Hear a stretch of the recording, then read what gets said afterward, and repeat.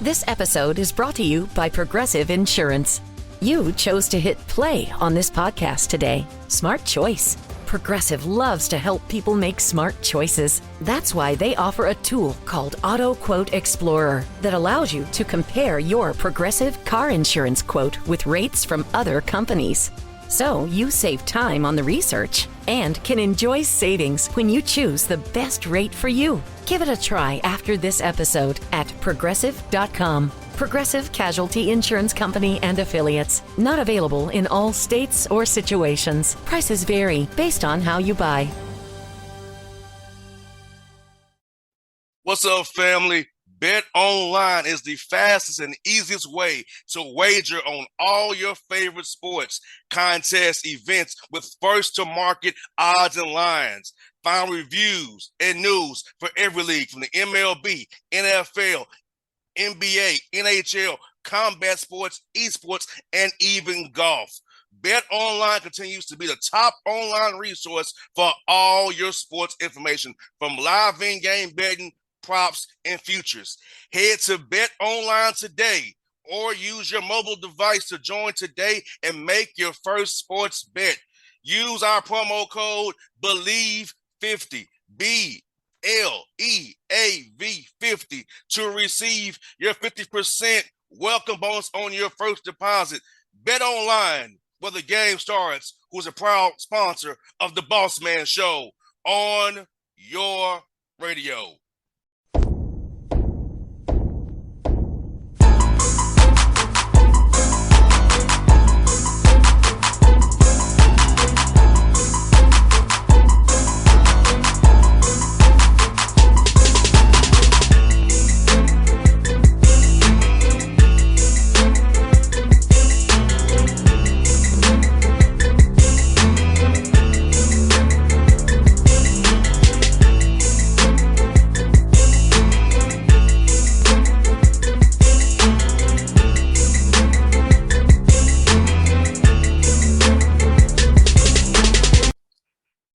Folks, back on the Bossman Show, NBA legend. Now he's back home in his hometown, Jackson, Mississippi. Jackson State Tigers head coach Mo Williams with the nice hat he got out there repping this school. What's good, Mo? How you doing, brother? Hey, man, I'm doing great, man. How about yourself? I can't complain, Mo. It's 101 in the 8 today, man. The humidity and the heat is here. It's crazy, brother. I got you. It's all good. Well, Mo, man, how's it feel to be back home, man? Did a great job at Alabama State the last 2 years now, moving over here to the Jackson State Tigers, man. How's it feel, man? Feels like home, man. You know, this is my city I was born and raised in. Played a lot of high school games in this building. Know a lot of people that's on campus that's around the city. It feels like home. No doubt, Mo. And I ask you, man, how have you grown as a coach the past 2 years? Running your own program, seeing how things operate in the college ranks now, and working on your schemes. How's it been for you, man, to grow these last 2 years, brother? Man, growth is everything, man. And the greatest thing about not having a lot of experience is you don't have any fear of change, because I'm not set in my ways. I'm not a 20-year veteran in this thing where I'm scared of change. So it's exciting, just building upon each and every year. The mistakes you make, the things that work, and trying something different, trying to be better than you were before. My goal is to be better than I was yesterday. And I apply that, obviously to coaching also. Each and every year I want to be better. So I'm going into year 3 as a head coach, year 5 as a Division one coach with the 2 years I was assistant. I plan on and working toward being better than I was last year. And that's the ultimate goal, being better and better each and every year. And the ultimate goal is obviously winning a championship, getting to the level where you're winning championships and competing for one each and every year. And Mo, how easy for you, man, with schemes, schematically wise, brother? You played in the NBA all those years, man, and showing these guys NBA schemes. Some of these college kids never seen them before, and you run up stuff that that works really, really well on certain defenses. Well, how's it going for you guys? It's two different games, but the schemes and the things that you do, they're the same. The college game has changed since I played in college 20-some odd years ago. It's more open face. It's a lot of more pick and rolls in college now, which 20 years ago it wasn't. It was just two different basketball type of games when you're talking about scheme wise, but it's no different. Now, it's spreading the floor, going small at times, pick and roll, dribble drive. Those things has really evolved in the college game. So I came at a great time to actually bring, the type of basketball I've played over the last 15 years and teach it to these guys because they're kind of familiar with it now because they're running pick and roll in high school, and they spreading the floor in high school. They're getting up and down the floor trying to get quick and easy buckets down, 5, 6 seconds, 8 seconds on the shot clock, trying to get a quick shot, a good quick shot. Those things has really evolved in our game. And for me to come in and teach that to them the way I want to play, it's not foreign to them like you would think. Yeah, like I said, because you have 4 years on me, Mo. So I remember when we was coming up going to school, it was about having a stretch 4-man. Now it's about a stretch 5 and having 5 out, winning 5 out. So I felt when we was in college to now, it's like night and day, like you said, man. It's wild, but I love it. Absolutely, man. And like I said, you want to be able to evolve with the game, and that's how you stay in the game. You have to evolve with the game. No doubt. Mo, let me ask you this, man, as far as players-wise, and, how have players changed since, you in 01 and me in 05? Social media, man. Social media. That's what I want to say, to answer your question, man. Social media has evolved, and these kids are, engulfed in social media, and there's no way around it. And as coaches and as adults that didn't come up in that era, we have to evolve with that. We have to get them to understand, or we have to understand that that's going to be around. That's going to be here. We just got to do different tactics to keep them focused, and keep them on the same goal because, social media is instant. It's right then, right there, and a lot of time that can go either way. And Mo, I think this too, Mo, is that, with guys from our generation, we're used to adversity. These kids, social media, all those people around them, they want to check out as soon as something don't go their way. That's why I like the portal, but I hate at the same time, Mo, because guys don't understand how to fight through adversity, wait for the opportunity, work for the opportunity, not because I'm not playing, so I want to leave. So I feel like that's kind of hurting kids as well. Like those who are around them, giving them, well, you should be playing, you should leave. Nah, earn your spot, earn your keep. Not just leave because you're not getting your way right away. Well, you said a mouthful, and that's, the era we live in now. Because these guys, when I say guys, these kids, they are on social media, and if they see someone else, getting accolades or playing somewhere else, and they feel a certain way because they not getting the opportunity, and they want to look for the greener grass on the other side. And as we know, the grass is not always greener on the other side. You're good where you're at. The best spot is where you're at. You just got to keep fighting and keep plugging and not shy away from adversity like you spoke about. Adversity builds strength. It builds character. And it's, the transfer portal has really enhanced that in a bad way. Obviously, it gives guys opportunity if they're in a bad situation, because you have those percentile of kids that need to go to another situation. It's just toxic, or whatever the case may be. But, I would say, it's a large percentage of these kids are making the wrong decision by going into the transfer portal thinking the grass is greener on the other side. And we're early on in the transfer portal, and I think a lot of kids are getting a rude awakening when they do that. And I think it'll kind of shut down. In time, it's going to take some years where these guys get to understand that, well, it ain't that sweet when I get in that portal, so I might want to stay where I'm at. And this is the best opportunity for me to be successful. No doubt, Mo. And I kind of look at it this way too, Mo. For me with this show, bro, people want me to go sign with somebody that's a name, but I feel like I can't interview Mo Williams when I want to. I gotta ask somebody, can I interview Mo Williams? I don't want that. I don't want to sign my life where they were out there, Mo. I want to be able to talk to them I want to, not because I have to ask somebody for their approval. That's why I like having owning my own stuff for 12 years, not having nobody control me. So kind of like you said, the grass house greener. The check might be bigger, but I don't feel the same way after I sign that check on my name on that paper, Mo. Oh, yeah. No, I agree, man. I agree with you 1,000%, man. And one thing about controlling your own destiny, That's valuable. That's a valuable asset to have as a human being, for one. You want to be able to control the road that you're on. And when bumps in the road, you want to be able to figure it out on your own instead of stopping and turning around and going a different direction. You still can get to that same direction. It's just a wall up. How do you get around that wall? You can't run through it. Well, go around it. So they don't understand not going around the wall instead of, oh, I can't go through this wall. This wall too high and too thick. But you ain't take the time to walk down to the edge, and it's a cut right there where you can get through it.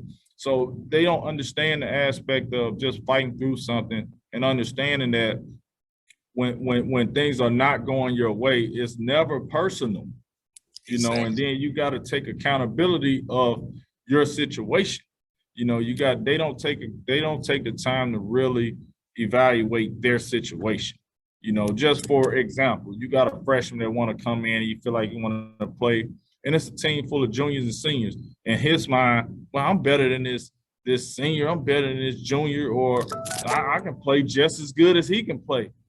But this kid been in the program 3 years. He didn't earn his time to play. Your time is not now. That don't mean you can't play. That don't mean you won't play.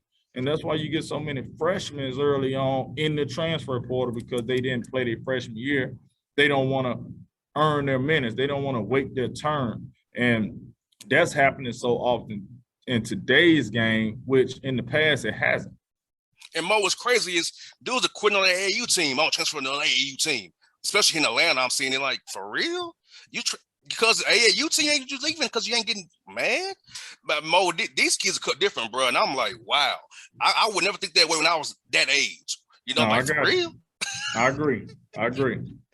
No doubt. And Mo, man, let me ask you this, brother. Like, being where you went, man, Jackson State, I feel like HBCUs are now getting more shine now since what happened to George Floyd, Brown Taylor, all the last 2020. So having more resources at Jackson State now and having more spotlight, how's it been for you recruiting guys who now want to come to HBCU, have an experience, getting coached by legends like yourself, and be around people that look like them? Well, people that look like them, but actually being able to give them all the tools that they need to be successful, where not selling the fact of come to a HBCU, come to somewhere. No, I say this all the time. People always identify, I'm gonna just say Jackson State, there's other schools too that's HBCU. HBCU Jackson State. You never say ACC Georgia Tech. No. You never say SEC Georgia. You say Georgia.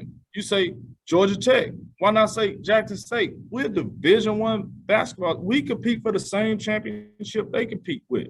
But they always try to say that narrative or push that narrative like we less than, Yes. HBCU, Jackson State. No, we're a Division I program. So we're Jackson State University. There's no different.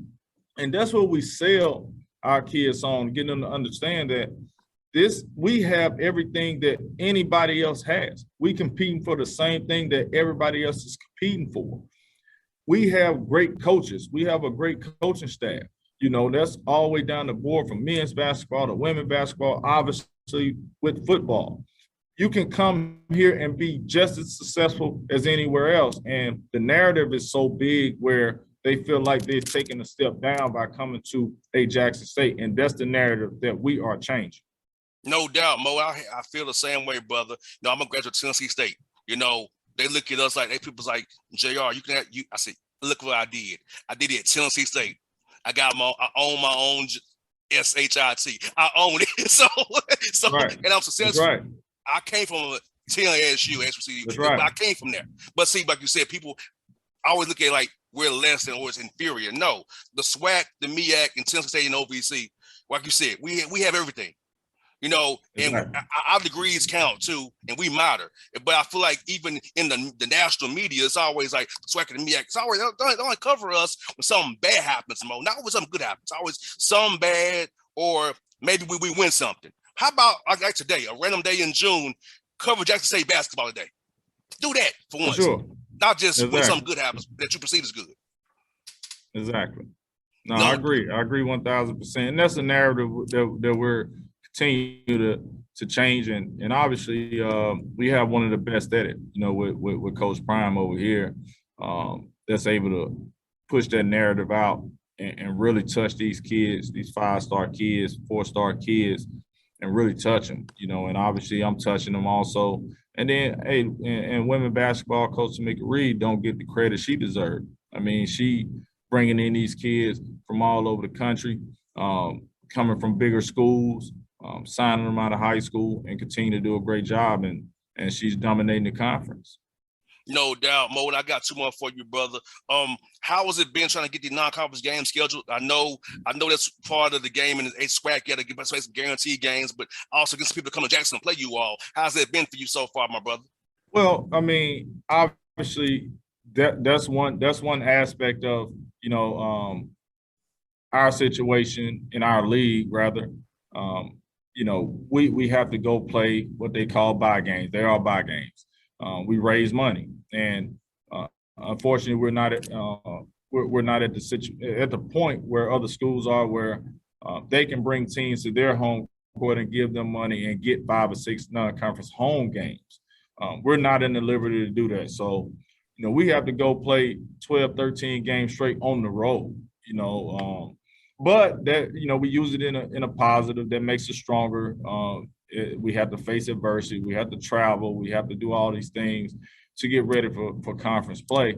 But that's a narrative that hopefully down the road, obviously with the notoriety we're getting and things that we can get more people to get involved with economically and financially, just pouring money into the program where we have money, where we don't have to go raise that money just to survive throughout the season, and we can be able to have a great schedule where we're going into conference play, over 500. You see a lot of our schools in our conference, we're 2-10, going in.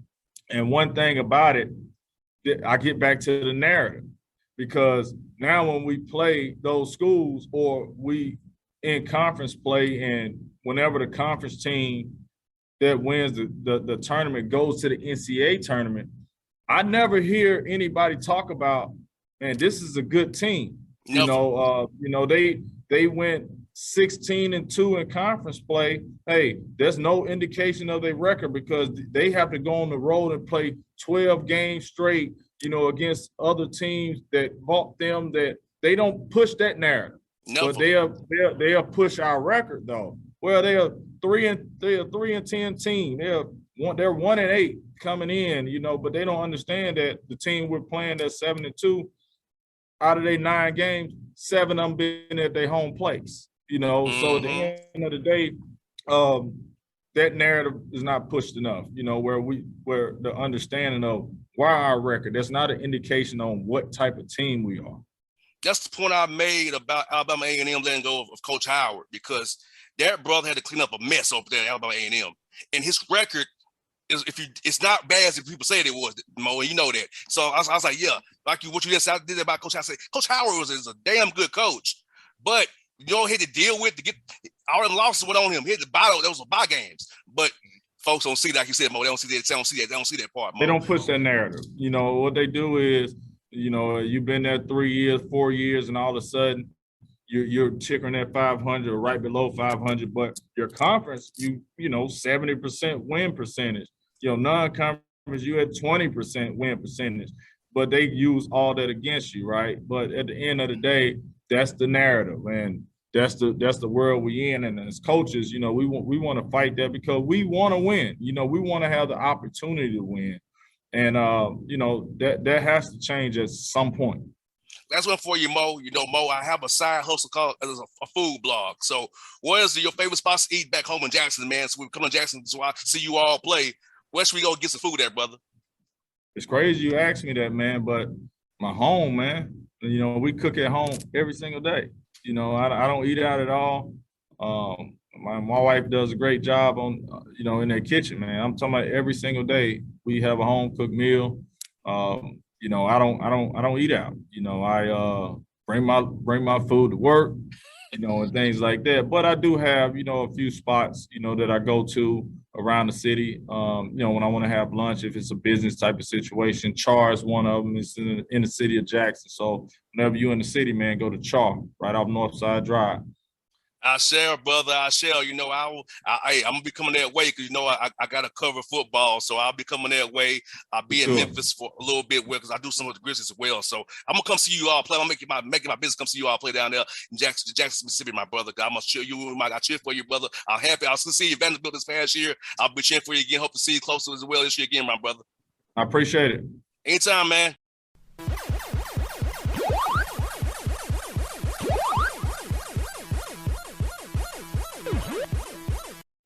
What's up, family? Bet Online is the fastest and easiest way to wager on all your favorite sports, contests, events with first-to-market odds and lines. Find reviews and news for every league from the MLB, NFL, NBA, NHL, combat sports, esports, and even golf. Bet Online continues to be the top online resource for all your sports information, from live in-game betting, props, and futures. Head to Bet Online today or use your mobile device to join today and make your first sports bet. Use our promo code BELIEVE50, BLEAV50, to receive your 50% welcome bonus on your first deposit. Bet Online, where the game starts, who's a proud sponsor of the Bossman Show on your radio.